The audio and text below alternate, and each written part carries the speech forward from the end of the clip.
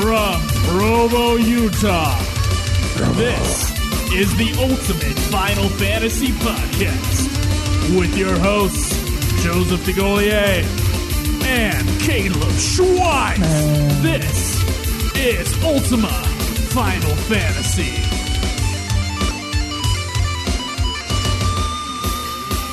Dun, dun. Welcome to another episode of Ultima Final Fantasy. The Ultimate Final Fantasy Podcast. I am your host, Kaleb. God damn it, dude. You listeners at home don't know this, but he muted me like a fuck. So thanks. Maybe I'll mute him midway through this episode somewhere. Maybe. Yeah?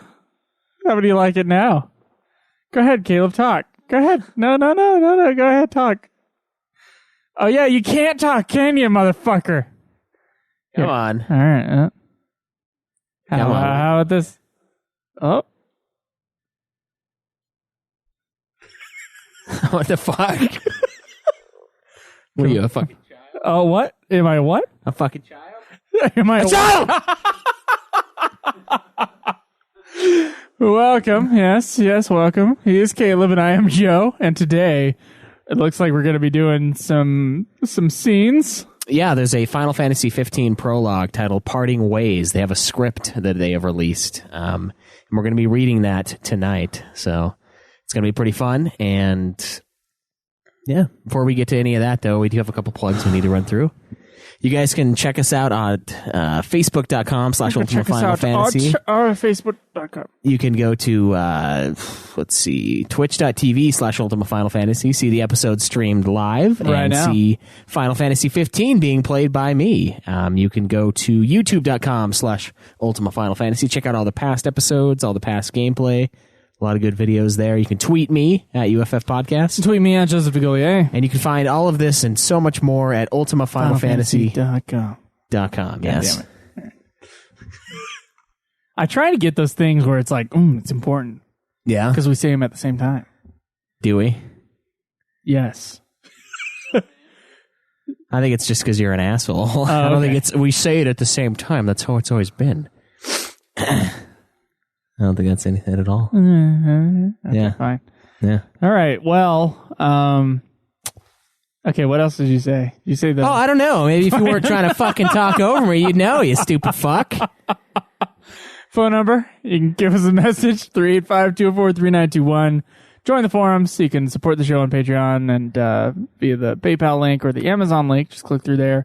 Buy some stuff on Amazon. Bookmark that as your new Amazon link, and every time you buy something, it'll help us out. Yeah, and if we owe you guys an episode for Patreon, feel free to reach out to us when you get a chance. We're always looking to get those backfilled, and it's a lot of fun to do those episodes, but there's usually some scheduling conflicts, so yeah. We just haven't done a few yet. We haven't, yeah. It's been a little while, but yeah. So where are you in Final Fantasy 12 Revenant Wings? Well, Schweiss, I am finished with Final Fantasy 12 Revenant Wings. I did not, in fact, use the large guide that Shinru put up, or the guide that you gave me via your vocal coaching, I would say. But in fact, rather, I just leveled up about 5 more levels, and it made the thing easier, not harder, like I thought it would. And I beat the game. And Yeah. I should have just leveled up the entire time and not gone online and read shit that like confused me, because otherwise I would have just leveled up and then tried the fight again. Yeah, that's fair. I mean, there is a sweet spot, apparently, that once you get, like, what is it, level 60 is what you said? Yeah. Somewhere around there, the game doesn't scale super hard above what your level is, and it's actually just a really good area, good level to be in to beat the game, so. Yeah. So, yeah, I found that out via a YouTube video I was watching, because I was looking up strategy for how to beat Bahamut. Of course, in order to beat Bahamut, in order to get him as a summon and use him against Bahamut in the final battle, you do have to fight through other summons, which I couldn't even get through the second summon in the span of things, like the entire level.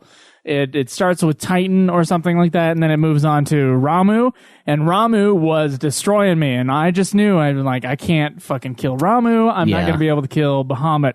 So I went online to YouTube, someone had a Let's Play, And this guy was like, well, I was just going to spend time leveling up on this thing, but didn't really want to. If you wanted to do that extra stuff, you have to level up a lot. Otherwise, be about where I was at about level 60, and it should be a pretty easy final boss. And I was like, what if he is right? And so I leveled up 5 times in a couple hours while you were streaming 15. I was next to you on the couch playing the game, and then tried the fight, and I beat it.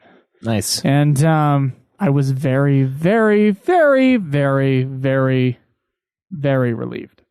Yeah, that's good. Unfortunately, we didn't beat it before the episode came out last week, or else we'd be reviewing that today. Speaking of that, though, guys, make sure you get your questions and your thoughts on Final Fantasy XII Revenant Wings in by next weekend, Friday night at the latest, hopefully. And we will be reviewing that game next Saturday morning, so it's gonna be a lot of fun. And everything will be back on track. I wasn't even supposed to be on Ultima today, but we got filming done early for today, and so I'm here. Yeah, so next week it should be back to normal. We'll be doing stuff Saturday. Yeah. There won't be any super late releases or anything like that, so look forward to that. Super late recordings. Super late recordings, too, yeah. We had a super late Nude Clan release twice in a row. Yeah, That's we what did. You're talking about. Ultima's been on time every time, though. Yeah, it has been, barely. But yes, barely. Yeah, very, we had one barely. that was like 40 minutes away or something. It was ridiculous. I ended up posting Ultima before Nude Clan last weekend, so like it just came out by itself at midnight, and I got Ultima or Nude Clan up like 20 minutes later. Yeah, man. Which is crazy. But busy times. Yeah. Busy times. But Soon. it'll slow down soon. Soon it won't be, yeah, for sure. Yeah. So, I guess you're in 15 now. Yeah. I guess the new question to ask is, where are you in Final Fantasy 15? Personally, I am not even at the opening cutscene. Yeah. What about you? I am partway through chapter 3 right now. I am mostly just doing the side quests. It's not that they're particularly fun. It's that I'm getting a lot of XP and a lot of gil and items out of them. So I'm trying to just get a ton of stuff done right now and kind of front load the work to then steamroll through the rest of the game and get to the end game content so that I can platinum the game relatively quickly. I think right now my guys are like level 31 or something like that, 32. And I've played about 17 hours this week, so that's been fun. Have you changed your mind about how you initially felt? Yeah, a little bit. Okay. I'm having fun with it, and I'm getting a little more used to the combat. It's still kind of rough, but I ended up putting a bunch of stat boosts into my combat area. It's kind of like the sphere grid, but it's way smaller. It's just like a few pages. And initially I was doing all of my AP into the exploration tree, which you get like more AP from driving a lot or riding chocobos or camping and stuff like that. And now I'm starting to put it into combat a little more, and it's making the game a lot easier. And I've just kind of been doing hunts and getting upgrades and stuff like that. So I'm just kind of dicking around. I've done a ton of fishing too. I fished for probably like 2 hours of the 17, which is sick, but it's a good way to get AP really quickly. And I got like a fancy little fishing rod with the game. Came with a little DLC pack, so it's making it easy. Oh yeah, so last time you hadn't gotten it yet, but we did get that package from Troy Kavanagh. We did, yeah. And I just want to say a gigantic thank you to Troy for getting us the game, and I really appreciate it. Had you not gotten the game, I wouldn't be able to get the game till December 19th. So yeah, because of you, Troy, we're able to do the game. So yeah, man, I really appreciate it. I mean, I would have bought it if you wouldn't have bought it for me, but I really appreciate that you did, and it's been a lot of fun so far. So looking forward to continuing that and seeing how Joe feels about the game once he finally turns it on. So. Dude, I'm so excited for it. I mean, I won't be able to play it till like Tuesday or maybe Monday night, but I am I'm excited, man. Are you gonna actually have time though with finals and shit? I have like 2 finals, dude. Oh. Okay. Well, yeah, I'm fine. Cool. That'll be awesome. Maybe you can stream. One of them is on Monday, and then the other one's on Thursday. So nice. Do you think you can stream from your from up there? Think the internet's good enough for it? No, it's really not. Oh, that sucks. I don't think I'll be streaming. What? Yeah. You want to enjoy it by yourself? Kind of. How would that be? I just want to, but the internet is bad up there. Yeah. Yeah.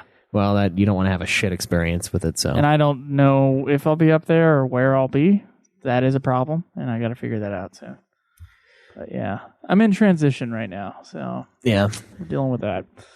Anyway, Paul, is there anything about 15 you want to talk about, or do you want to just move on to news? Not really. I don't want to really spoil anything. I mean, I am enjoying it, and I am streaming it on a pretty regular basis, so please check out the channel, and you can get more of my thoughts prior to the 15 review if you go there. So awesome. Come hang out.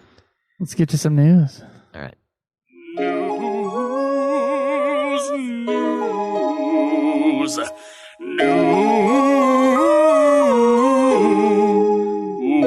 First up in news today, World of Final Fantasy has a free champion summon, Sora, DLC, which launches January 12th in Japan. So, for all of you Japanese listeners, look forward to getting Sora in the second to latest entry in the Final Fantasy series. I have not messed around with it. Major entry. Yeah, major. I haven't messed around with it for a second. Major entry. Yeah, we've got a Final Fantasy 15 sort of teased play arts figure of Cindy. Now, this thing is just going to be a fucking seed deposit. Oh, as far as I can tell, we all know they have Noctis, Prompto, Ignis, and Gladio. Yeah, but now they're looking at one for Cindy. These you saw my. Did you see the Noctis earlier?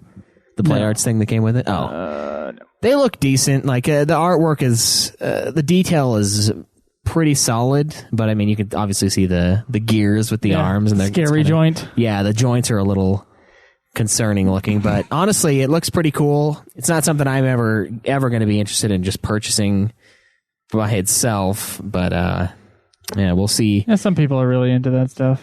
Yeah, we'll see about that when it comes out. There's not a whole lot of information right now, but if you guys are down to collect, it's gonna be out. So super fun. Final Fantasy 14. There's gonna be some exclusive outfits for Korea. Of course, the Korean players get something out of this. Yeah, they look interesting. I don't know. Obviously, I don't really care. They look very Korean. They do look pretty Korean. Let's see. The first package, it's going to be available via bundles. We've got Cloud Mount and Monkey King Gear. Not sure what that means. Second one, Cloud Mount, Monkey King Gear, and Power Pole. Third one, instead of the Power Pole, Tumble Emote. Fourth package has everything. Yeah, fourth package has it all.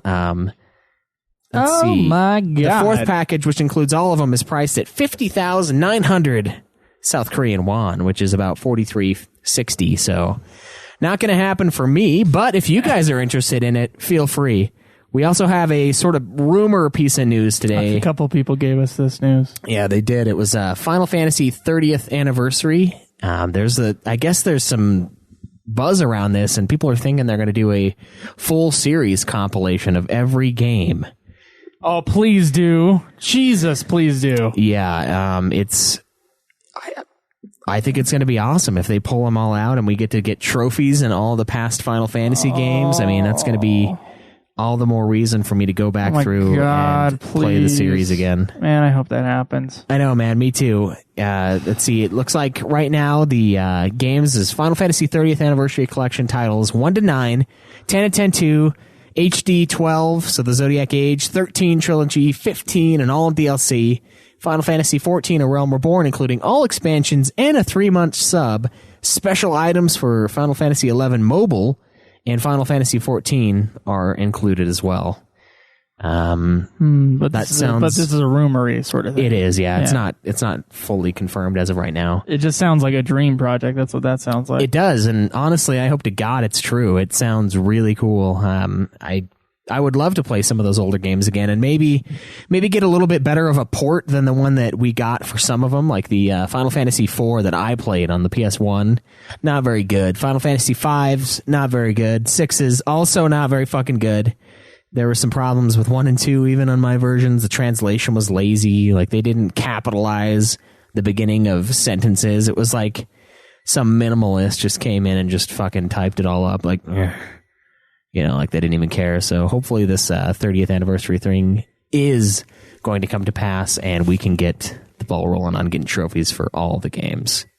Awesome. What is this?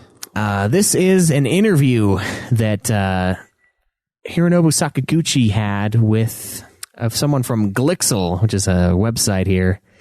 A lot of interesting information about the studio, his studio that they talked about, and the most important section had to do with Final Fantasy 15 and Nobuo Uematsu. So the first question here is, you were brought on stage for the Uncovered Final Fantasy 15 event this March, which was a surprise. It also seemed like this was sort of a reconciliation between you and Square. Is that how we should read this?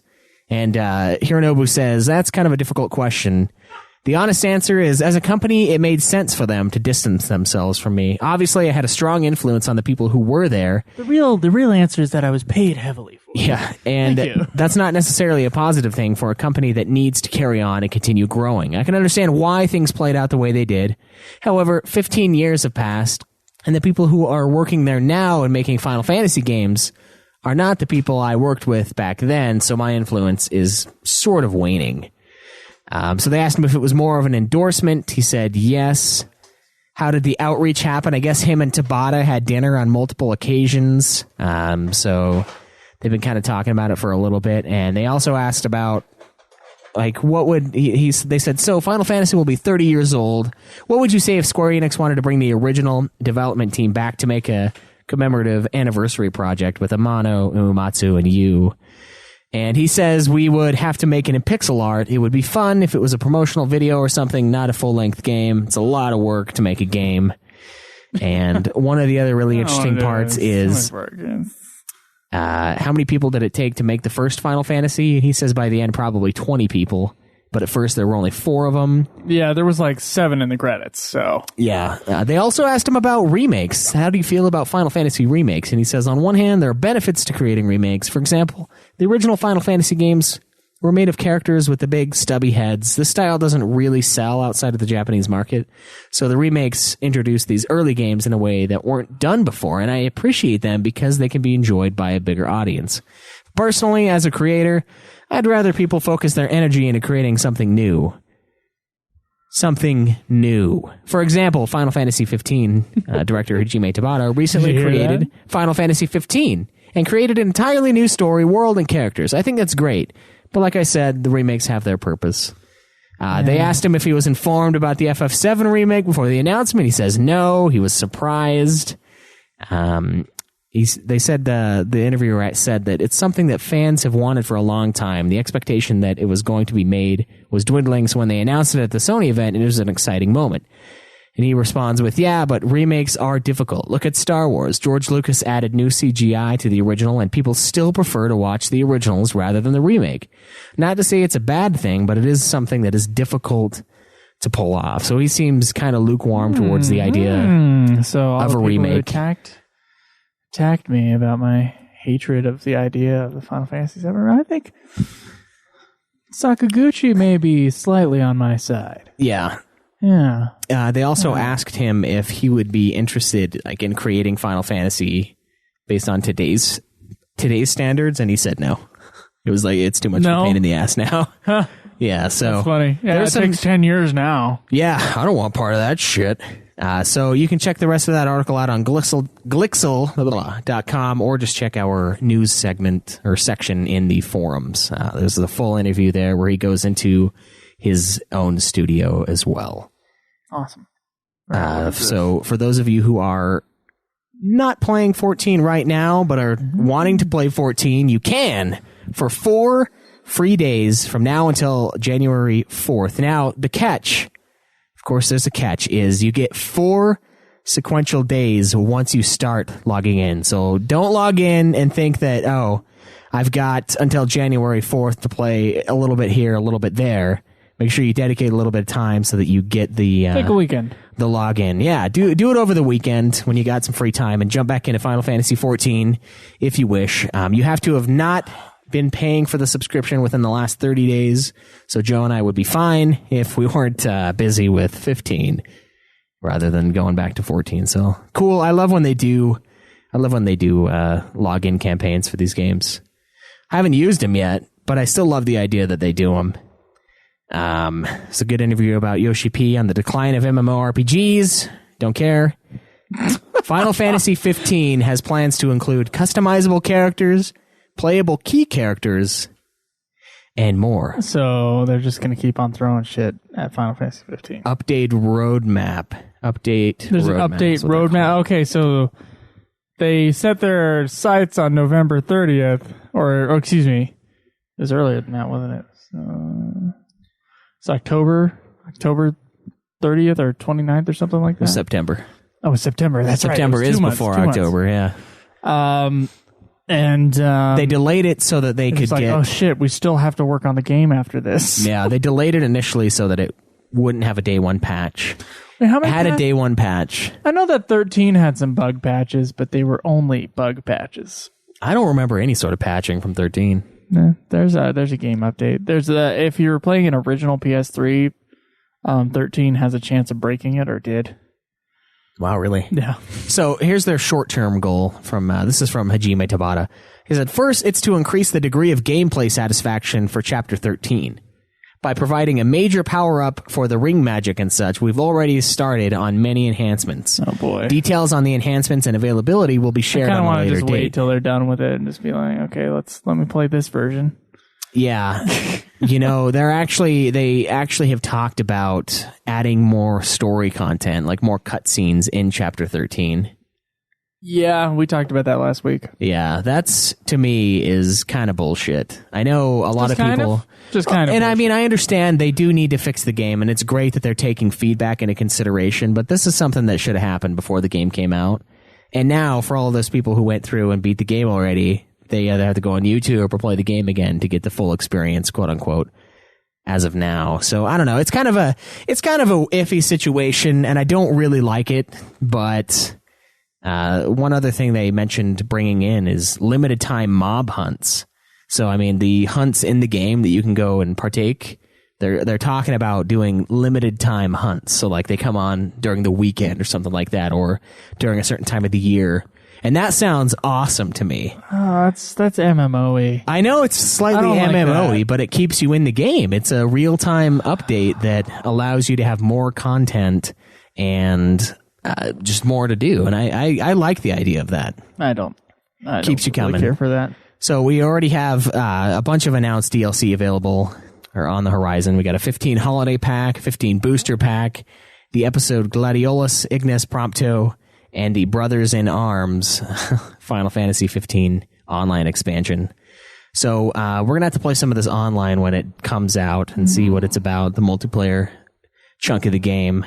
It's our duty. But yeah, it seems interesting. And then I remember the fucking VR thing with Prompto, where it's like a first-person shooter with the VR. That seems like it's going to be kind of interesting, but we'll see what happens with that, and maybe we'll all go quartersies in on the fucking VR headset and try that out. So I'm going to ask you, Schweiss, are we doing part of sequels and prequels, a King's Tale game?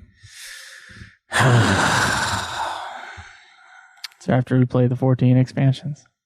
I don't know. It's like a 4-hour game. I don't even know. It's a very easy ad if that's the case then. We probably should. We probably should. I don't. It hurts to say it, but we probably should. Yeah, we'll throw that in after we beat. After we go back through 14. Yeah, that's where it should lie. So we will be playing a King's Tale just to complete our Final Fantasy 15 experience up to that point at least. Depending on what they release in the meantime, might have a little more. Who knows? But if it's not big content, I mean, obviously we're not going to be held to weekly hunts. Like, oh, did you do the hunt this week? No, I didn't do the hunt. Don't this even week. put that idea in anybody's head. Because I'm on Chapter 5 and I can't handle the mega boss that they are releasing.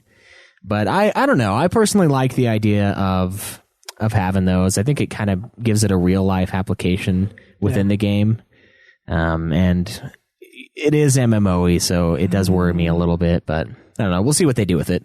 I like that a lot more than the idea of adding cutscenes in after the fact, but if it helps... Well, yeah, if it makes it better, then do it, but... It's still weird, though. It's still weird that it's a thing that we have to worry about. For giving us an incomplete game. Yeah, right? It's kind of annoying, but... But yeah, so right. That's it for the news. Thank you so much, Shinru, and everybody else that submitted news this week. We really appreciate it. It helps make our lives easier, and...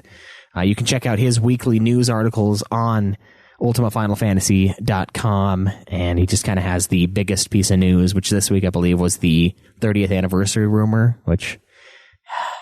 It's a rumor. It's a rumor, but it would be awesome, and lately a lot of the rumors have been coming true, so, like...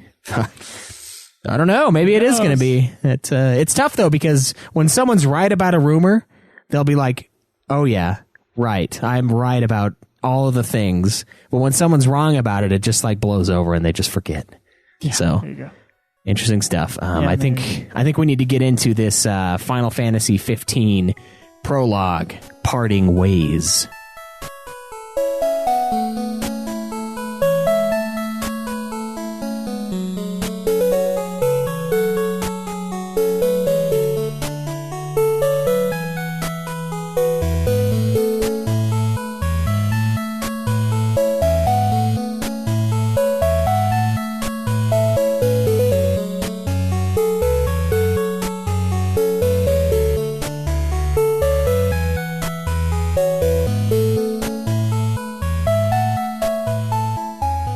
Final Fantasy 15 Prologue, Parting Ways. Woo! Scene 1. The day before departure. Interior, Noctis' apartment. Day. It is the morning of the day before Noct's journey to Alticia, and he is fast asleep in his room. His cell phone alarm sounds as he blearily fumbles about for it before hitting snooze and going back to sleep. Shortly afterwards, the phone starts to ring, and he eventually picks up. Hello? Good morning. Did I wake you? Well, the alarm sure didn't. Then I was right to call. Noct yawns. But it's so early. Oh, I should be doing like a phone voice because I'm over the phone, right? Yeah. I'm heading over regardless. Make sure you have everything in order before I arrive. Right. And you had best be awake when I get there. I will be. His Majesty should be eagerly anticipating your arrival. I know. Good. I'll be there soon. Ignis hangs up. Noct smiles wryly to himself. Guess I better get up. Scene 2. En route to the Citadel. Interior. Star of Lucius. Car. Audi R8. Day. Oh my god. Threw that in there. The Star of Lucius speeds along the highway in the direction of the Citadel. Noct is on his way to see his father, King Regis, to talk about his upcoming journey. The prince will depart the following day for Alticia, where his wedding to Lady Lunafreya will take place. Ignis sits at the wheel, his eyes firmly fixed on the road, while Noct lounges in the passenger seat. Can't remember the last time I was in a car. It would have been about a month ago, I think. Not much reason to use this one since you're always carting me around in yours. Ignis sighs in mock exasperation. Forgive me for working too hard. So why this car today? Captain Doritos. Yeah. What the fuck does that say? Captain Draudos. Draudos? Is that what it said? I Captain Draudos mentioned wanting to use it to ferry guests to the signing ceremony. You don't say. After we arrive at the Citadel, I shall entrust it to him. I see. Well, I don't mind if he uses it for a little while. It's still practically brand new. Ignis glances across at Noct, a grin forming on his face. You haven't been behind the wheel for some time, have you? I recall you being rather eager to drive when you got your license. Yeah, well, there's traffic everywhere, and it's not like I can just go wherever I want. Having someone else drive is just easier. And it allows you time to sleep. You know me so well. Are you going to let Prompto drive the Regalia? Are you fucking high? Oh. Okay. I don't get that reference because this is actually a prologue for me. Oh, yeah, okay. He seems quite well keen to take the wheel. Jesus, take the wheel. Take it from our hands. And what of yourself? Noct smirks. Think I'll pass. Probably best if you don't let him drive either. There's no guarantee. God, I can't do this fucking accent. There's no guarantee. Blah, blah, blah, blah. There's no guarantee I'll be much better. We're all beginners when it comes to driving outside the capital. God damn it. Why does he have 2 lines in a row? That's incorrect script format. Look at that shit. It is. It should just be the same line. I can't imagine what it'll be like out there. Glancing at the time, Ignis puts his foot down, and with a roar of the engine, they speed off towards the Citadel. Scene 3, Captain Doritos. Exterior, front of the Citadel, day. After parking the car, Noct and Ignis get out and make their way to the Citadel, where Captain Draudos is waiting to meet them. We've been waiting for you, Your Highness. Haven't seen you in ages, Draudos. You sure you wanted to do Draudos and Noct? Ignis, where's the car? In the parking lot. I appreciate it. After your business here is finished, will you be returning home, Prince Noctis? That's the plan. Understood. Then I'll have someone drop you off. Thanks. Ignis. Yes, sir? Make sure you're available at all times. I can't say for sure when King Regis will be able to see you, given his schedule. Though he tries, Ignis can't quite hide his surprise at the unexpected change of plans. I had no idea. Seriously? Whatever happened to meeting us now? Oh, that was sarcastic, I Yeah. had no idea. Draudos ignores Nox's impertinence. His meeting probably dragged on longer than anticipated. Ugh. I hope His Majesty has time to see you before your departure tomorrow. The conversation seems to be at an end until Ignis breaks the silence. Captain. Yes? Is the date of the signing still undecided? Unfortunately, yes. Ignis lets out a troubled sigh. Unfortunate indeed. I understand your anxieties, but King Regis has said he'd like to proceed with caution. Of course. I'll let you know as soon as I do. Much obliged. Bang. End of scene. Scene 4. Eros. Amasitia. Interior Citadel entrance hall. Day. Noct and Ignis enter the Citadel. Yeah. In the entrance hall, Eros can be seen speaking with an attendant who happens to be Ignis's uncle of King Regis. As Ignis and Noct walk down the hallway, they overhear Eros and the attendant conversing. Is it sure it's not Iris? I don't know. That should be Iris. Is it Iris, Caleb? Is Iris a woman or a man? It's a woman. Any chance I could see him? Not at the present. Your father is still in a meeting. Midway through the attendant's sentence, Eros notices Noct approaching from a distance. Oh, Noct! Hey, Eros. Noct and Ignis arrive at Eros' side. Prince Noctis, you look well. Hey, Mr. Scientia, is my dad around? Unfortunately, his meeting has yet to adjourn. You have my sincerest apologies, Your Highness. No worries. I'm sorry for the delay, Ignis. It's not your fault, Uncle. Yeah, we've got other things to do anyway. Like getting ready for your trip? Yep. Thought so. Bummer I don't get to go with you and see the wedding. I'm sure you'd just get bored along the way. Terribly written line, by the way. Yeah, it kind of is. Well, do you mind if I tag along just today? Around here? No, back to your place, silly. Maybe not a good idea. Oh, boy. Why not? It's your last night in town. Oh. The four of you are going to have a party, aren't you? Yeah, but it's not a party for you. Ignis laughs wryly and shakes his head. It's a moving out party. Nothing but cleaning, if you know what I mean.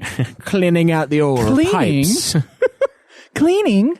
Yep, there'll be bugs everywhere. Ew, gross. So you're probably better off staying away. What are you doing here anyway? I brought a change of clothes for my dad. He's been so busy lately, he just sleeps at the Citadel. Not even Master Clarus has been spared from the treaty preparations, I see. Reminded of the pressure his father is under, Noct turns to the attendant. How's my dad doing? Exhaustion aside, he seems to be doing just fine. Can he still walk? But of course. Great. Ignis, I will contact you once His Majesty has a moment.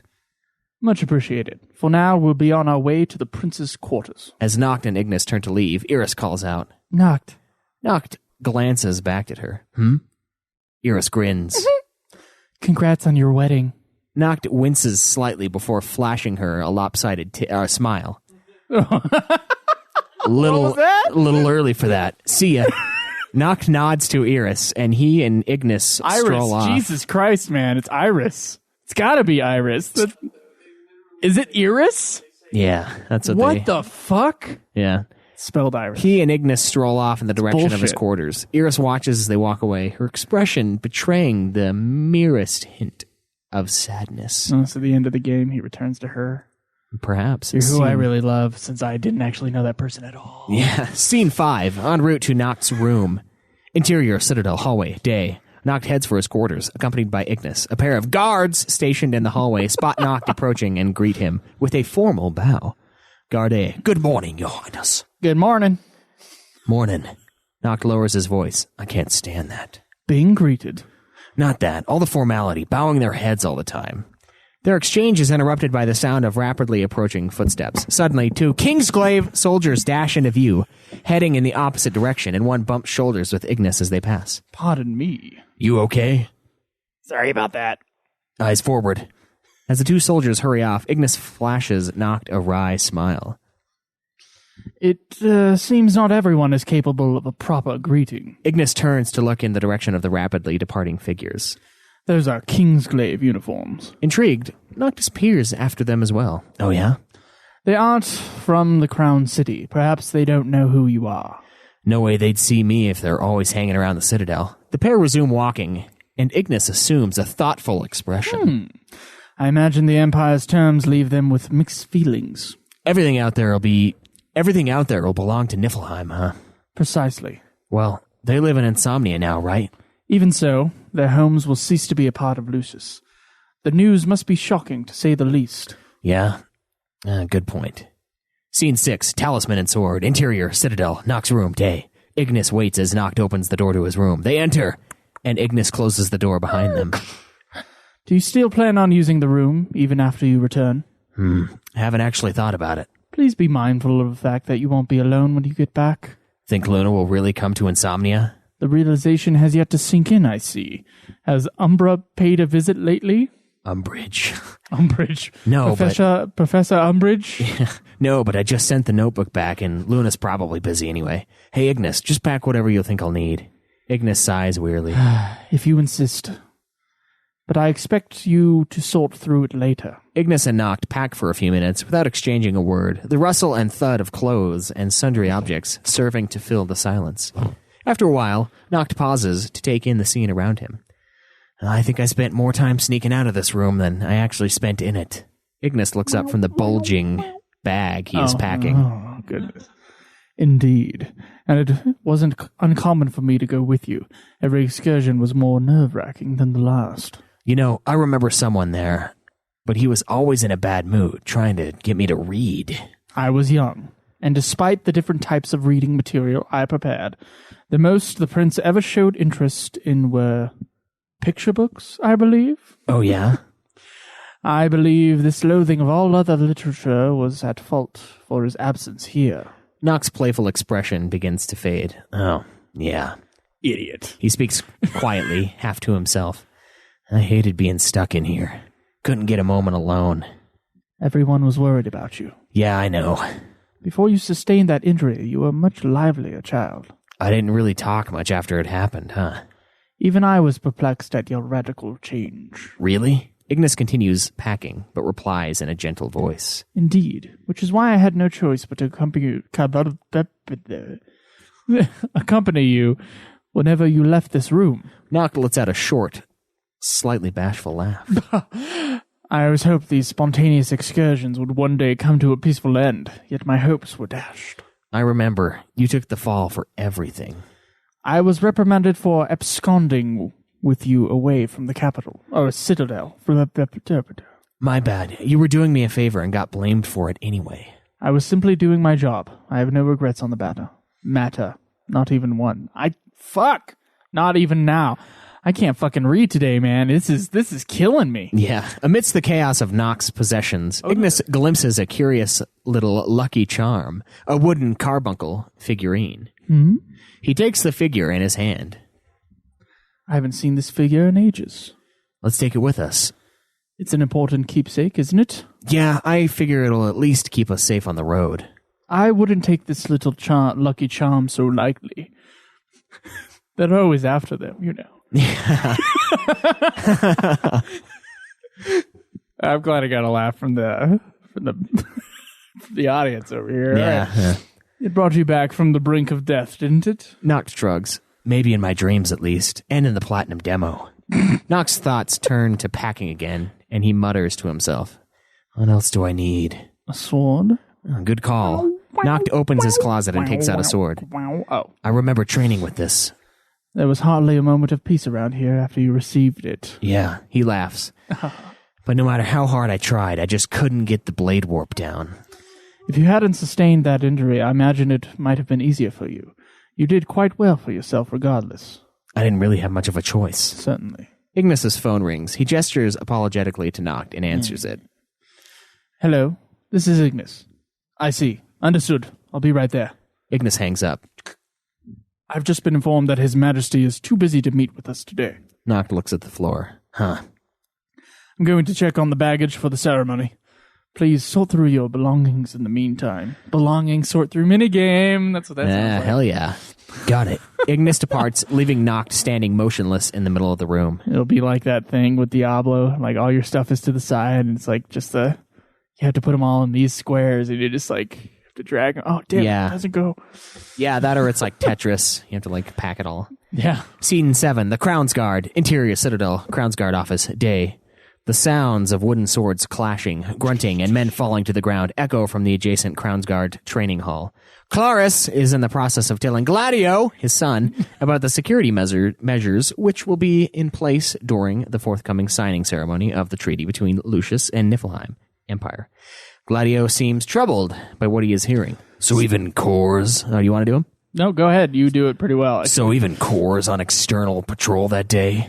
Yes, and the Crown's Guard will operate as usual. Only the bare minimum will be on duty. So we leave the Citadel to the Kingsglaive, huh? Guess they don't know what you're capable of. Floris laughs quietly.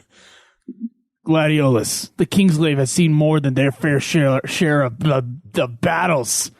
They're more than capable. Gladio is unconvinced, but smiles sympathetically. No place for a shield, huh? The peace brought along many changes, including the role of the Crown's Guard. Our place is with the people now. So you're less of a king's shield and more of a people's shield. Precisely. Protecting the populace ensures their support for His Majesty. Gladio frowns slightly, unsatisfied with this explanation, but knowing his father has little choice in the matter, grunts non-committally. Huh. Whether one is a shield or glaive matters not. The Amicidia, I guess? Amicidia family has but one duty, to safeguard and support the king.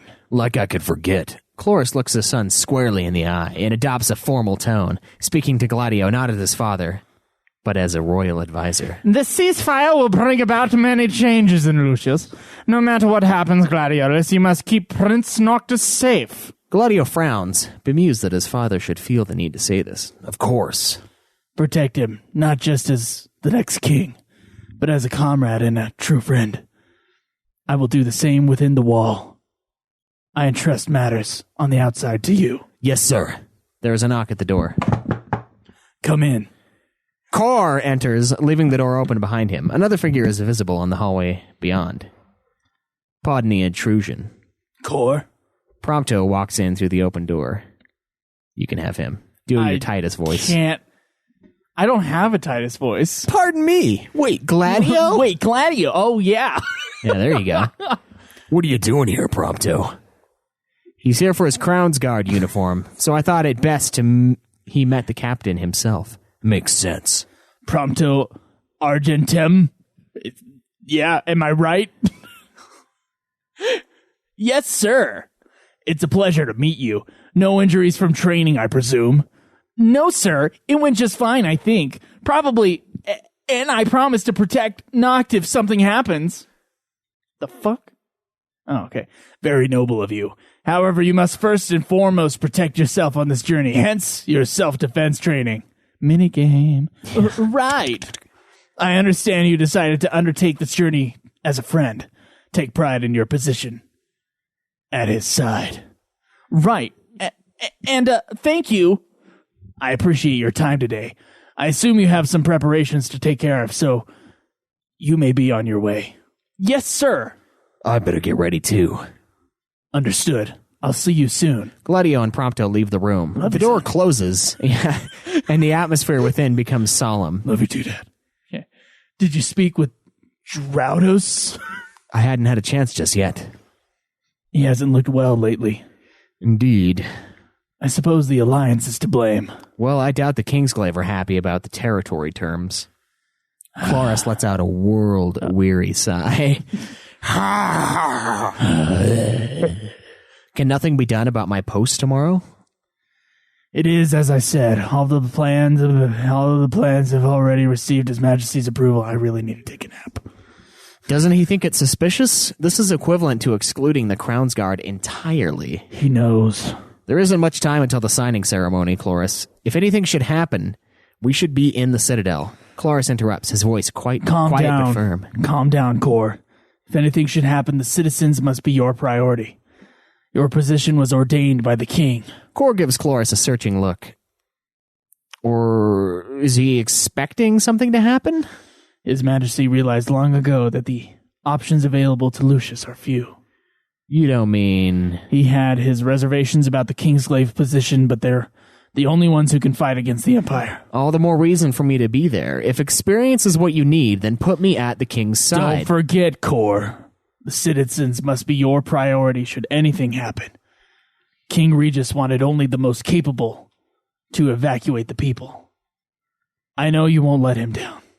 Scene 8, Prompto and Gladio. Interior, Citadel, hallway, day. Prompto and Gladio talk as they stroll through the Citadel. You gonna wait for Noct here? Nah, I think I'll head home for a bit. Why? Forget something? No, nothing like that. Just thought I'd show my parents my new digs. Sounds good. It's kind of proof that I'm worthy to go on this trip, you know? Just hope they're home. Not much you can do if they aren't, huh? Nah, we won't see each other much, but it's been that way since I was a kid. Anyway, if they're not in, I'll come right back. I'll come right on back. Right. A bit. Right, well, I might be a little late. Got dinner plans. Do tell. My family and I are going out to eat. Hardly ever happens, so I figured I might as well go along. Nice. Take your time and send Iris, or whatever the fuck we call her, my regards. Oh yeah, she mentioned she saw you the other day. Huh? Where? You know where, you son of a bitch. Oh, in the park, taking pictures. Sounds like me. I guess since I'm the only one who takes pictures on this world. Yeah. Why didn't she come over and say hi if she saw me? Said she did. Hold up, seriously? Oh, man, I can't believe I didn't notice. Gladio assumes an earnest expression, but his voice betrays his amusement. She was really worried about you. You should have told her not to worry. Gladio laughs heartily. Scene 9, the Kingsglaive, interior, Citadel, Kingsglaive briefing room, evening. Drautos enters the briefing room where Liberties is waiting to receive his orders. Oh, he's ready to receive. Thank you for coming, Liberties. Where's Nix? Oh, shit. Okay, what... On his way. On his way, what's up? I wanted one of you to see the prince back to his place in the city. Seriously? Dropping off the prince? Are we babysitters now? It's the price to pay for using his car. To do what? To safeguard our esteemed guests. It's the only one worthy of the task. Liberties' irritation gives way to gloom. It'll be a peaceful exchange, won't it? Any car should do. I take it you're not a fan of the ceasefire, huh? I don't know. I want peace just like anyone else. I should be happy if no one else has to get hurt like this. But you can't be happy. Not with these terms. Liberties looks even more downhearted. Of course not. You know we're all thinking the same thing. There's a brief lull in the conversation. Eventually, Drautos sighs quietly and changes the subject. How's your leg? Still need a crutch to get around. I see. Wait a minute. Well, hold on a second. What? I know who Liberties is. Yeah, he's the fat guy. Yeah, fuck, man. Okay, I sound nothing like that guy. No, you really don't. Fuck it, who cares? He was recast. I see. Sorry for calling you out there then. Assignments have been updated, so have a look. After that, go home and rest that leg. What about the prince? Fucking his throat was also injured after the accident. Yeah, Nix will handle it. Appreciate it. Guess I'll head home then. Take care, Liberties. Liberties nods and hobbles out of the briefing room. Drautos watches him leave, his look of concern gradually giving way to one of blank indifference. Scene 10. A call from Ignis. Interior, Citadel, Noct's room, evening. Noct is seated in his room, staring off into space. From his expression, one would struggle to tell if he was lost in thought or simply bored. Either way, when his cell phone rings, he picks up without a moment's hesitation. Hello? Just me. Have you finished packing? Yep. Then please be on your way home. I'm running a little late. No problem. Did something happen? Nothing serious. There's simply more to do than I anticipated.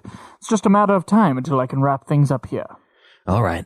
Captain Drautos said there should be a car waiting for you outside. Got it. Gladio will be late as... Oh, got it. Gladio will be late as well. It might be a good idea to start cleaning before we arrive. Oh, what the fuck? What? I think that was supposed to be your line, but they didn't give it fucked up. Yeah. Gladio. We'll be late as well. It may be a good idea to start cleaning before we arrive. How did you know I was going to say that, Noct? Right. Noct hangs up. That's pretty fun. Scene 11. Eros and Liberties. Interior, Citadel. Entrance hall, evening. His business at the Citadel complete, Liberties heads home. He walks with the aid of his crutches, uttering the occasional pained grunt of exertion. Suddenly he stumbles, and both crutches tumble from his grasp with a clatter. Damn it! God damn it! Eros, who has been watching Liberties' painstaking progress from across the hall, rushes over and picks up the crutches. Crushes. Are you all right?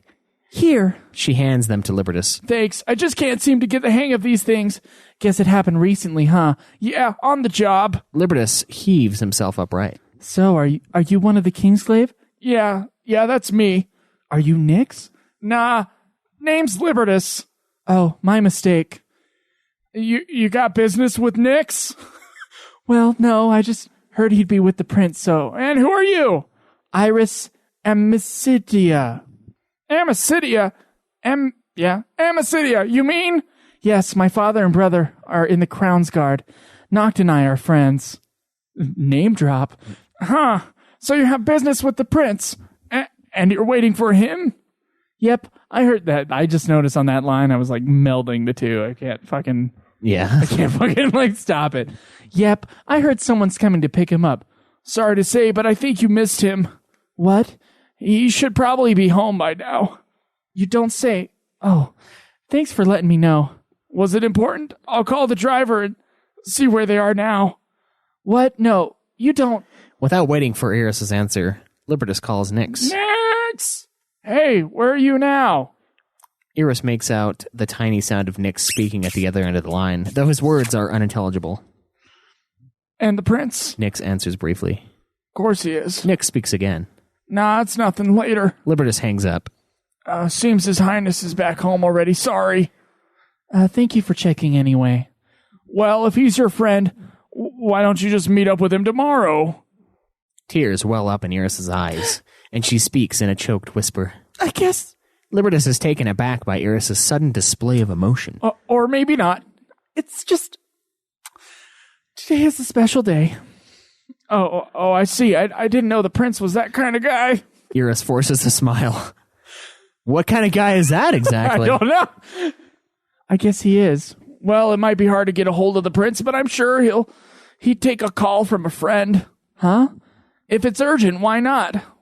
Well, I've never heard it. I've never called him before. But you have his number, don't you?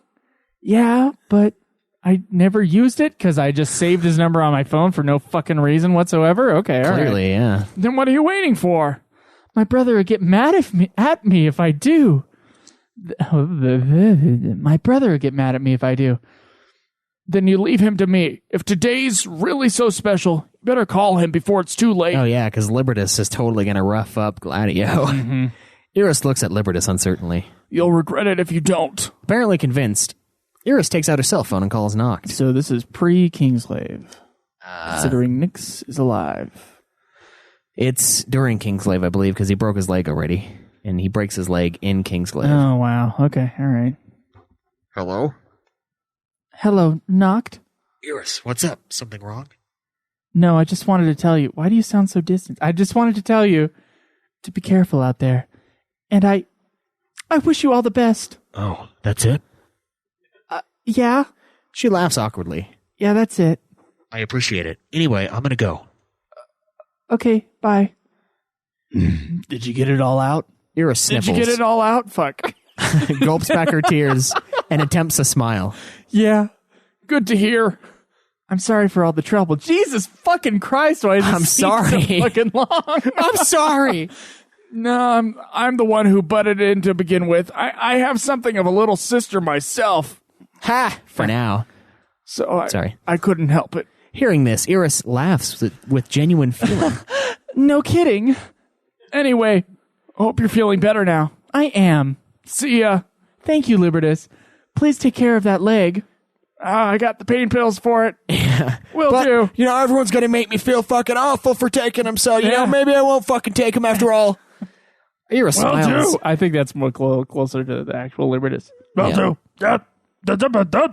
Yeah, it is. Eros smiles appreciatively as Liberties turns and hobbles away. Scene 12. Help arrives. Exterior, interior, Knox apartment building. Entrance, night.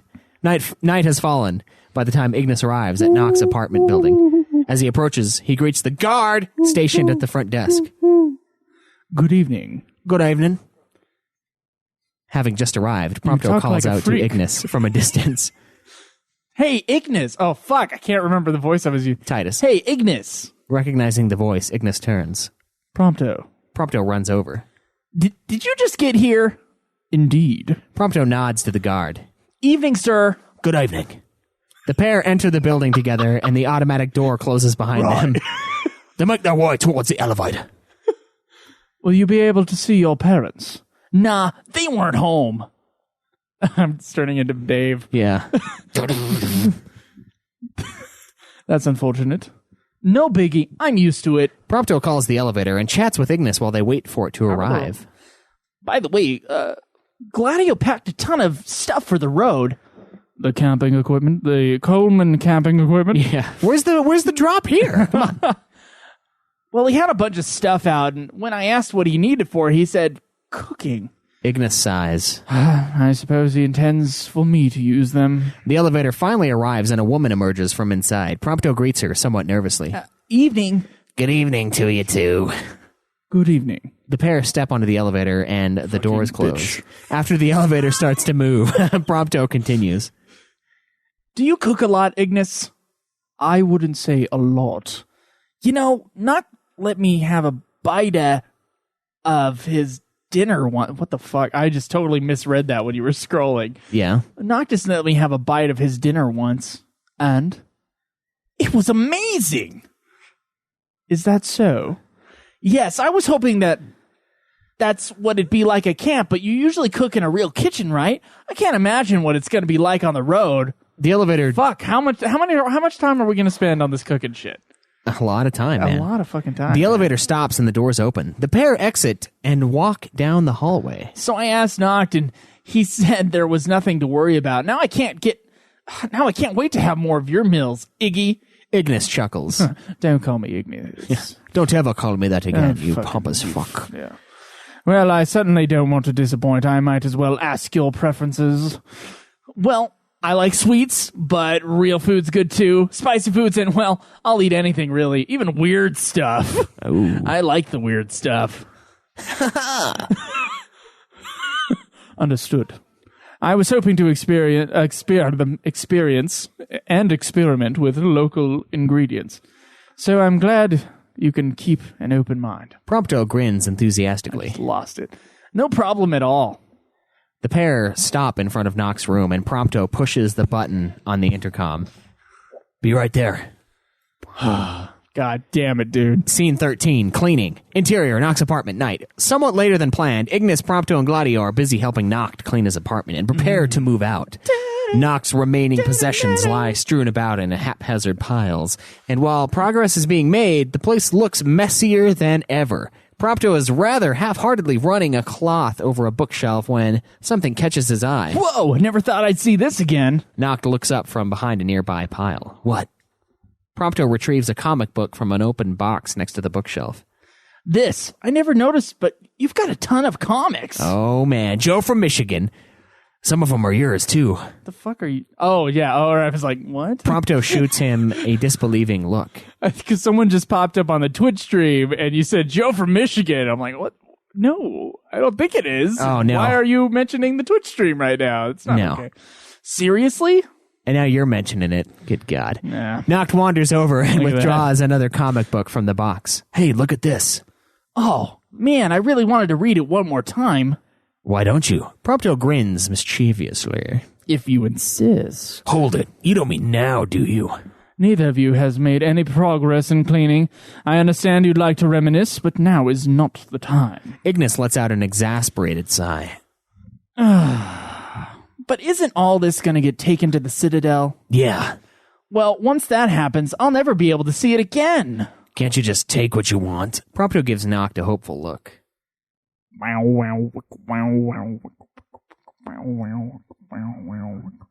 Yeah? Giving him a hope, yeah. I want to take what I want, yeah. Can I? No. It's all going in a box you won't open again anyway. Noctis is unmoved. I'll open it and check thoroughly. And who knows how long that will take. See? Just give up and go back to cleaning. They all resume their respective tasks, and the room falls silent. Interior, Noc's apartment, night. Later. It is some while later, and the room looks unrecognizable, with only a few larger items of furniture remaining in place. Gladio deposits a final box onto the pile by the door and turns to admire their handiwork. Looks like we all... Looks like we got it all squared away. Oh, yes, I was thinking the same thing, Gladio. Curious. Finally, I never realized how big this place is. And this is... Yeah, that's my guy. And this is the last you'll see of it when we return, Noct. Noct, you will begin your new life. Oh, he will begin his new life. I'm not sure if he's in the room right now. Is he? Hard to imagine. His Highness will be married. It hasn't hit me at all. Oh, he is here. I'm sure it'll all work out, though. Oh, Noct, yes, you. You'll be very happy in your life later, yes. You mean you aren't nervous? Noct considers it for a moment, betraying no hint of concern. About waking up on time? Ignis smirks. Certainly. Yeah, good point. Gladio shakes his head. You haven't thought about it, have you? Give me a little more credit than that. Still, thinking about it's not going to change much, is it? Gladio nods sympathetically, conceding Noc's point. I get you. Not easy being the prince, huh? Ignis tries to lighten the mood. First things first, completing our journey. Right. That was the worst. Fucking God, that was terrible. All right. I can't believe it's tomorrow already. I'm so excited. Did you study up about the outside? Yeah, I studied about the outside. Briefly. I haven't had much time to dedicate myself thoroughly to the task. Despite me bragging about all the books I read, I've never heard of the outside world. Yeah, too busy with your own preparations.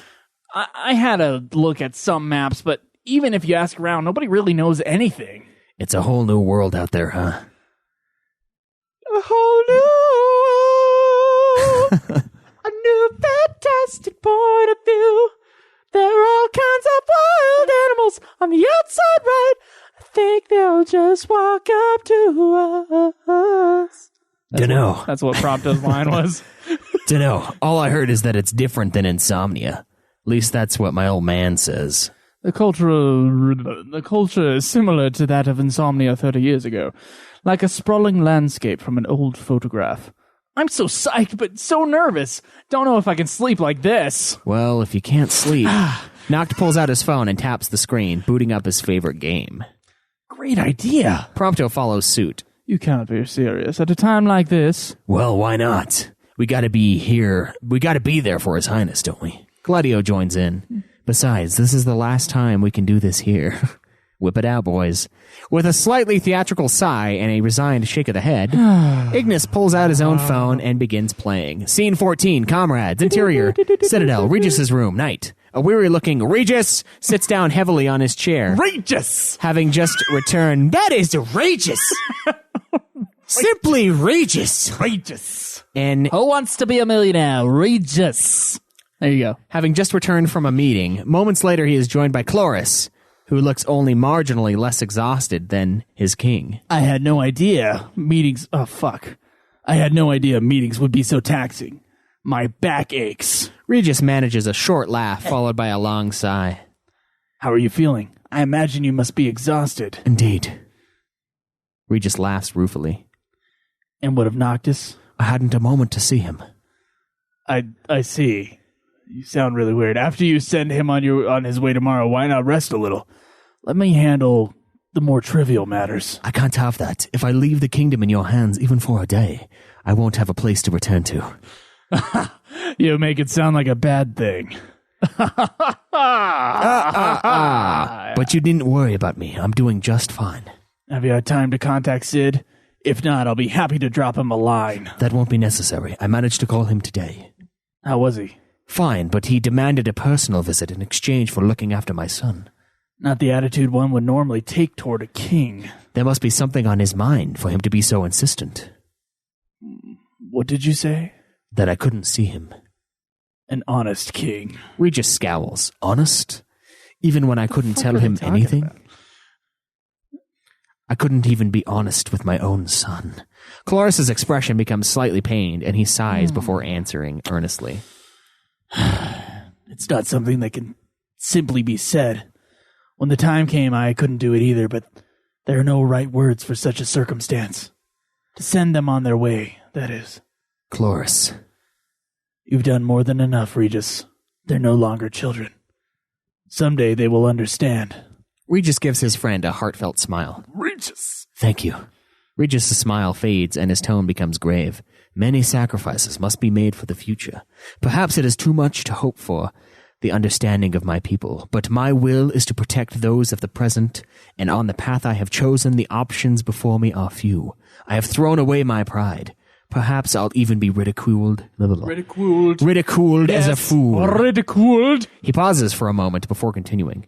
The name of Amicitia in the service of Salem will be sullied. For that, I must beg your forgiveness, Cloris. Cloris shakes his head. You needn't apologize. To me, you are more than a king. You are a true friend. He looks Regis in the eye. No matter what happens, that will never change. Scene 15, the morning of departure. Interior, Noctis' apartment, day. It is the morning of Noc's departure, and birds can be heard chirping outside the sun-speckled window. The chorus is interrupted by Noc's alarm. Ignis, who is already awake, walks over to rouse the sleeping prince while Gladio and Prompto blearily open their eyes. The latter sits up, stretches his arms above his head, and yawns widely. Morning already? Guess I fell asleep. Ignis sighs impatiently. Indeed. Wake up, Noct. Noct grunts incoherently, lies completely still for a moment, then heaves himself upright. Everyone, please get ready. We have to head to the Citadel right away. Got it. Noct scoops up his cell phone and deftly turns off the alarm. And oh my god, yeah. It's the end. Look at that. That was 40 minutes. What the fuck did I tell you, man? Yeah, you did give it to me straight. So that was Final Fantasy 15 Prologue, Parting Ways. A little novel / script they released just in the last few days. It's supposed to be kind of a supplemental thing in between. I guess were they actually going to do it and then didn't? I am not sure what the backstory is on it. I just opened it up and decided, let's read it today. I've only ever seen like one little headline for this thing, and it was like this an FF15 prologue that should have been in the game, yada yada yada. And I wonder why they think that, because I don't know. They're just like, yeah, it's just kind of little scenes of preparation, but. Yeah. I haven't actually played 15, so this is actually a prologue for me. It is a prologue, and it's odd because it sort of takes another one. Some of Kingsglaive in it. It takes place during Kingsglaive a teeny bit, while Liberties is injured, but it's prior to what happens with Nyx and his storyline, because they mention him and whatnot, so... I don't know how Lucius... Kind of bizarre, yeah. Lucius's voice is just really weird in this version. I don't know. Yes. I can't do Sean Bean. I know. Sean Bean. I fucking can't do Sean Bean either. So, and the race of men will something. Yeah, it's tough. I don't know. It's tough, but cool. Extra, even more content for us. Right? Even more, man. Even more. If the movie and the King's Tale game and the rest of it wasn't enough, the anime, now we have a script. Now we just need to get it. We need to get it funded and film it ourselves. Oh, nope. I don't think we can legally do that. I don't think we can think we can legally take money to do that, and I definitely don't want to. Yeah, that would be a pain. Dude, the costume design alone. And a waste. The costume design alone would be insane. So yeah, it's okay. They have us doing our very terrible rendition of the voices. It's true, yeah. My apologies to all UK listeners. Yeah. Right. That's the way the English speak. Yeah. Right. So it's pretty bad, but hope you guys enjoyed that. We'll have a link to the script in the episode description so you guys can check it out yourselves and see what you think. You want to get into some questions? Oh, we got some questions. Questions for us. We would like to hear from you. To our forums. Or contact us on Twitter. Get on and ask your questions. We'll entertain them. This is the Question Center.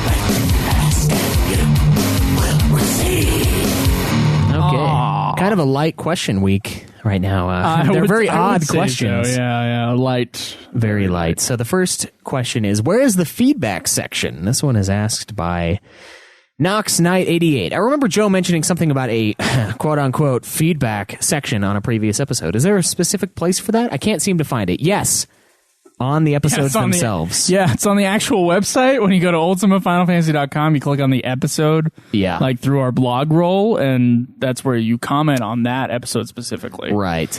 So, and that's how we know, it's feedback for the episode, not necessarily like for the show as a whole. Question or something else. Yeah. He said, until we figure that out, I'd like to give some episode feedback. On the recent 15 Midnight Release episode, you guys played some dramatic stringed instrument music under the part where you recorded the Midnight Release. I found this music to be distracting. I believe this has happened before in other episodes, and each time it took me away from my enjoyment of the podcast. I can't decide if it's music in general or the music selected. I realize that other podcasts use music to dramatic effect, so maybe that's just the type of music selected. I think that part of it is that the music is mixed too loud and typically doesn't fit the mood of what's being discussed. You guys are generally lighthearted in your discussion / banter, so maybe some music that reflected that tone and was mixed quieter would help. Does anyone else feel the same way? No one else said anything, but yes, make sure you click on the episodes themselves, and that is where you can submit feedback for a particular episode. If you want to just trash us as a whole, just do it wherever you want, I guess. Do it on the iTunes review, I guess. Yeah. Or praise us there. That'd be nice. Yeah, that would be fun, too. So we have another question here that's sort of random, but we did say we would answer any question, regardless of it being Final Fantasy. When will your hardwired opinions to self-destruct be shared? This one's from Mad Axes. Knowing your appreciation for metal, I was expecting some brief mention of the new Metallica album. I did hear the quick Moth into the Flame chorus reference from last week's show. What's everyone's thoughts on the album? How does it compare to the last few? What songs are your favorites? It's better than at least the second to last one. Second to most recent. It blows Saint Anger out of the water. Of course, I feel like I could probably record myself sleeping and find more enjoyment than that fucking CD. Oh, hey now. At least it would be silence and not tick, tick, tick, tick, tick, tick. Tick, tick, tick, From tick, tick, tick, tick, tick, tick, tick, tick, tick, tick. Bullshit. You know what? My feelings on... Okay, all right, we're going into Metallica mode. My feelings on Saint Anger are this. I like the song Frantic, except when he starts saying TikTok. Have you I think listened it's a to decent the lyrics, song though? Until then. They're awful. They're mediocre, but the riff is sweet, and then the tune is... The riff is sweet. I will give you that. On top of that, I would say I think the song Saint Anger is a very good song, and I think it won a Grammy.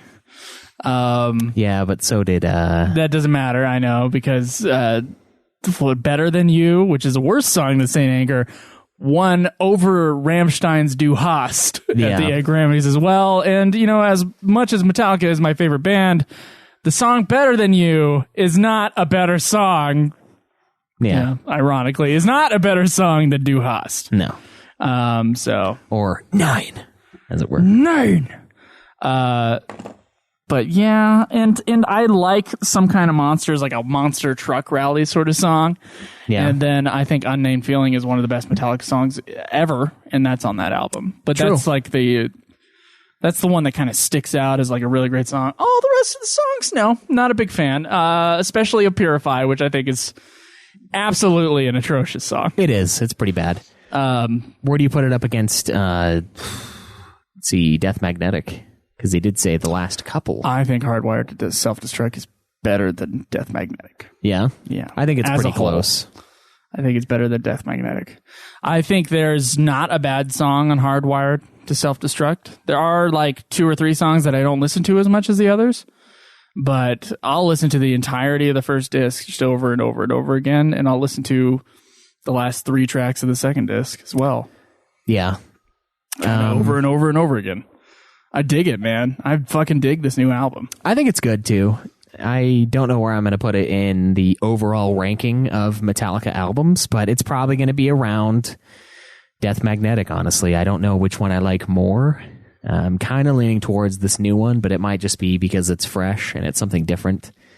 and that's usually a good thing. My only problem with it, there's no like real big ballad in this one like there was in Death Magnetic. No, so and Death Magnetic had Unforgiven 3, which is an epic song, and then it also had The Day That Never Comes. But this one has Halo on Fire, which is probably my second favorite song on the entire album. Was my favorite at the beginning. Yeah. I have listened to the album like 50 times now, by the way. But there's nothing like that on this album. That's the only disappointment for me, is that there's... Yeah, the guitar solos, it feels more Saint Anger-esque with the guitar work. There's not anything super fucking awesome like there is on Death Magnetic. There's a few parts that do have really good solos, like Halo on Fire. Fire's guitar solo is amazing. Yeah, but it's not Unforgiven 3 level. No, we're talking isn't. about recent Metallica. No, it's not Unforgiven 3. It's not the entirety of oh shit, what is that super thrash one on? Spit Out the Bone. No, that song's amazing. My Apocalypse. No, I don't really care for that one as much. I love My Apocalypse, man. Fuck, it's the All Nightmare Long. It's not like just this epic fucking endless fucking guitar picking like crazy. I think Spit Out the Bone might be more impressive to me than All It Nightmare is, Long. but I'm saying that there's multiple songs like that on Death Magnetic, and there's only one on this CD. Can you name a better Metallica song since the Black Album than Spit Out the Bone? In terms of like thrash enjoyment, there's some soft songs that are amazing, but no. As far as like heavy Metallica, no, I can't. Yeah, but I can name like 50 of them before that. Every song. No, I'm just kidding. No, man. No. There are those, but it's a great song, and I think the album is pretty enjoyable. I'm glad they put it onto 2 discs. It's great to have all that music. I mean, it takes a while, and God, I can go from my house to my job while still listening to the same fucking song. It's awesome. Except for Hardwired. Yeah, Hardwired's like 2 minutes long or something. Yeah. It's a great one, though. That's the other pretty thrashy one on the album. Hardwired's the one that sounds most like a Saint Anger song, but it's like a really good and well-mixed one. Yeah. Yeah. Yeah, so I dig this album a lot. I think it's great. I think it's just great. And I jizzed all over the thing. And you know what? It's better like mixed or mastered or whatever the fuck the problem was with Death Magnetic. You think? I can have it over... Sounds way better. I can have it at 50% volume in my car without hearing... Well, you know when you hear James's voice clipping, it's like there's like a sound with the Death Magnetic. Yeah, I fucking know. Because of the fucking loudness war. They lost the loudness war on that album. Yeah, it's absolutely ridiculous. So, but the new one is... I don't know, dude. It's pro, man. I was afraid because Lulu was such a piece of shit. I was afraid new Metallica was going to suck. And then, of course, the single Hardwired came out, and I fucking loved it. And then Moth into Flame came out, and I was like jizzing my pants. Yeah. And Atlas Rise came out, and I got to say, I was kind of like iffy on Atlas Rise. I thought it was good, but I didn't like love it. But now, after listening to it a few times, Atlas Rise is like, it's great. Yeah, it's a great good song. I man. like it. But we also have one more question. I don't know why Spit Out the Bone is not a single. I don't know either. Why would Spit Out the Bone not be a single? It is the best song on the album. It's amazing. It should be the single. Nothing else needs to be heard. It's like Ride the Lightning and Master of Puppets era Metallica. Yeah. It's like they just decided to write one of those type of songs. It's like they remembered, oh yeah, our old stuff is way better. So they did. Hey now, I love their new stuff too. They're like different Metallicas to me. What I'm happy about with Metallica is that they change with time. Yeah, they go grunge. I love their grunge phase. I love Load, man. I love Load. I like Reload. I don't love Reload. You like Reload? But I love Load. Oh my God. Love Load. Are you kidding me? There's like one song on there that's like not great, but everything else is great on Load. Yeah, it's I like it. And it's not to me a comparison time. It's not, Load or Master of Puppets or Load or Injustice for All. It's Load, and it's great. It's a great hard rock album. And I will, and it's a lot funner to sing along with too. So like whenever I enjoy an album, my enjoyment is based upon how fun it is to belt it in my car. Yeah. To roll down my windows and bug the shit out of the cars next to me at the stoplight and sing along and then look them in the eye while I'm singing along to these Metallica songs. Like Ain't My Bitch is a fun one. Yeah, there's good stuff, but I don't know. Stylistically, it's middle ground for me. So suck on that. But this album is basically, you put it really well. It's like the album between Reload and I think it should Death Magnetic. If Saint Anger didn't exist, then this album would go stylistically in between Reload and Death Magnetic. Yeah. It's got a lot of mid-tempo songs, and it's really melodic. Yes. But then again, there's a lot of thrash roots coming in, and, sonically it sounds more like Death Magnetic. Yeah, it does. So it's like the perfect balance. It's what Saint Anger should have been if they didn't put that piece of shit out. So yeah, so enjoy that. Hope you guys check out the album. It's a lot of fun. We did get a voicemail from a true Final Fantasy fan will check out the Metallica album. Exactly. If you don't, then you just don't like Final Fantasy. Yeah, this is the ultimate Metallica Final Fantasy podcast. That's right. So we have a voice recording here from Skype from the phone line, which please use 385-204-3921. That's 385-204-3921. 385-204-3921. Let's see what we got here. Hey guys, it's the Gumbo Husbando, the Raging Gaming Asian Cajun Oh V1 my God. Nation. Yes. Yeah. Anyways, I was just calling to give y'all a quick opinions on what I think of Final Fantasy 15 so far. I'm actually about 20 hours in, about 21 or 22. Only at Chapter 3, though, because I did a lot of farming at the beginning of the game. There's these Cactar enemies that give a ton of experience, and they're pretty close to your beginning area.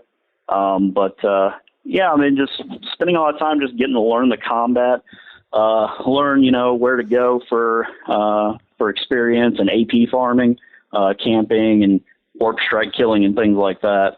But so far, I'm enjoying it. One thing I've noticed is that in this game, experience, it's almost like Final Fantasy 12, where gaming levels isn't as important as, the license board. Like in 12, experience mattered. You needed levels, but really it was all about that license board, getting the ability to unlock the new licenses, to get new equipment or unlock your quickenings. Kind of feels that way with the Ascension board in this game, where AP farming seems like it's more important to get more accessory slots, to, do the aerial combos, which are really helpful against certain enemies. So it's weird because I'm doing all this grinding, and at the end of the day, the AP feels like it's been more rewarding. Really conflicted about the car travel. Chocobo travel is pretty fun.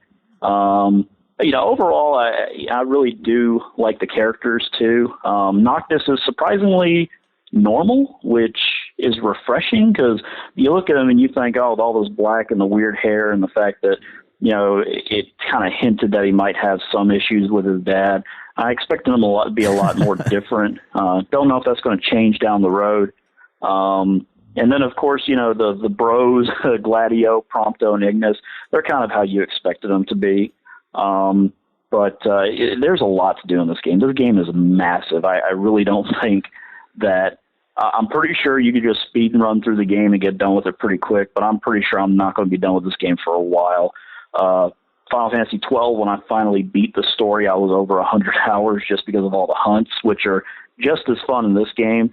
Pretty dangerous. And one thing I kind of touch on that is I feel like in this game, when you get hit, you just take a ton of damage. It's almost like you're kind of the tank of the group. Like the enemies seem to focus on you a little bit more, and if you're not actively dodging and getting good positioning, you could end up in a real bad situation real quick.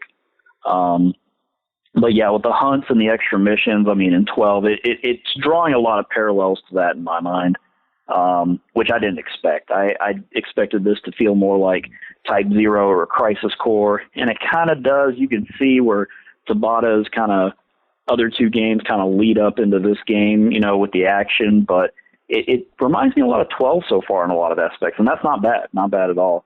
Magic, on the other hand, oh my gosh, that stuff, yes, it's good, but it's also so dangerous and detrimental to you that it's really not something that I abuse just because of the fact that I've killed, my party members and myself by casting it. It's just crazy. But anyway, sorry for the long rant. Just figured I'd give you all a call, let you know what I think about the game. Hope you're enjoying it as well. Hope to hear some more of your thoughts. I know that we're not going to go into spoiler territory anytime soon, but yeah, so far, what I'm liking the most isn't even story related. The combat, the gameplay, all of it, it's pretty fun. So y'all take care, enjoy the grind, and hope to hear from you soon. All right, man. Thanks for listening when I asked you to add at least 2 names to your moniker. I believe that were add 2 more. Yeah, that was at least 2, if not 3. Let's see.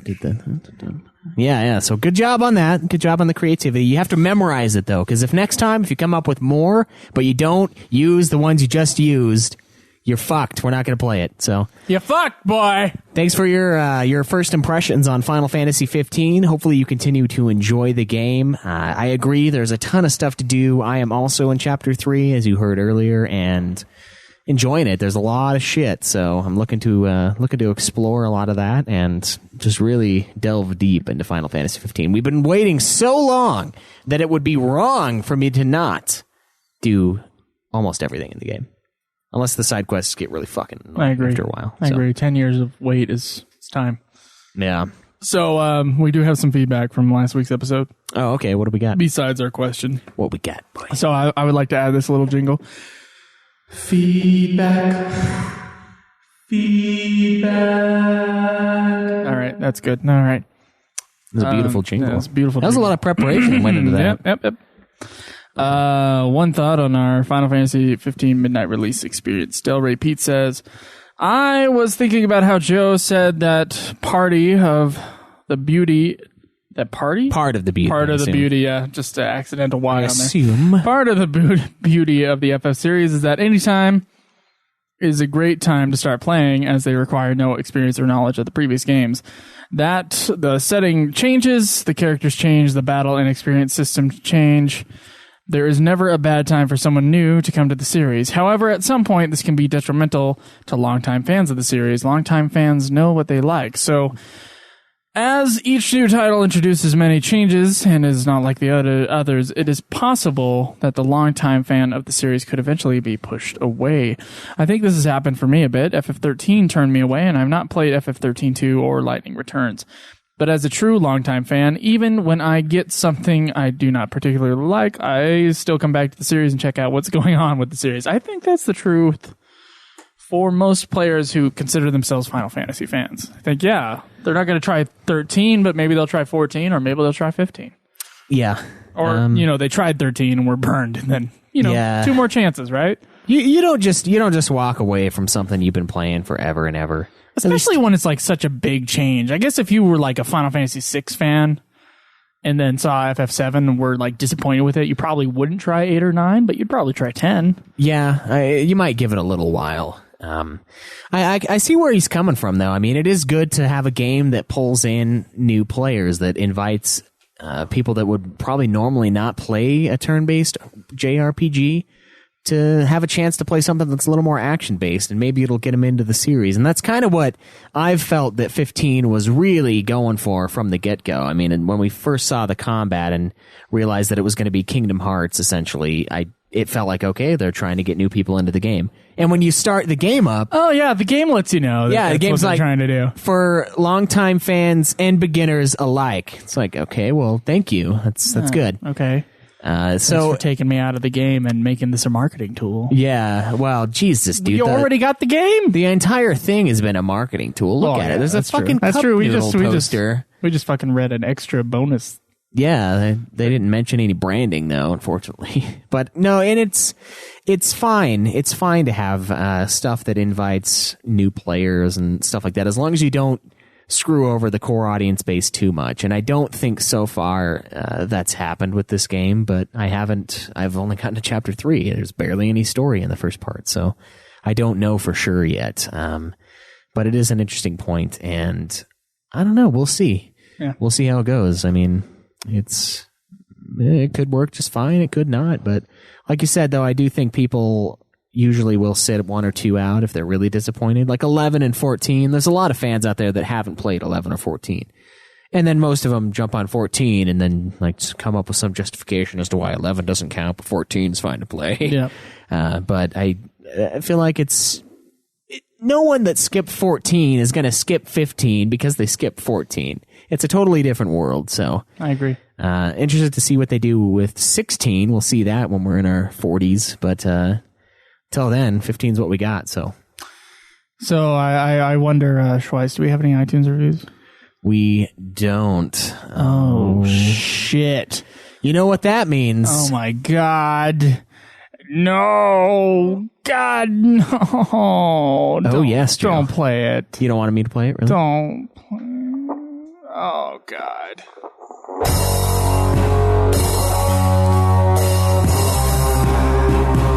Guess I'm just going to eat my pizza.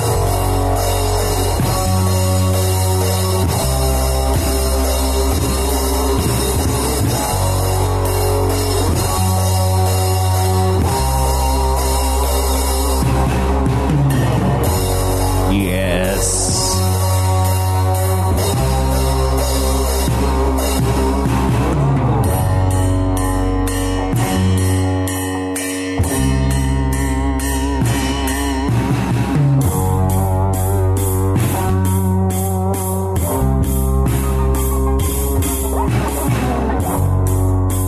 What is this on the screen before me?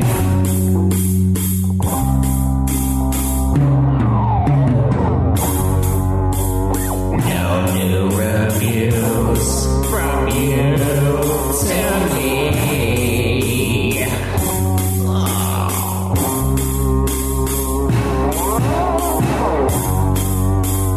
Look at other shows.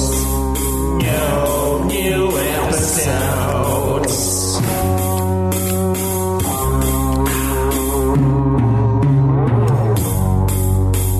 No iTunes reviews. No love for the show. Oh no, iTunes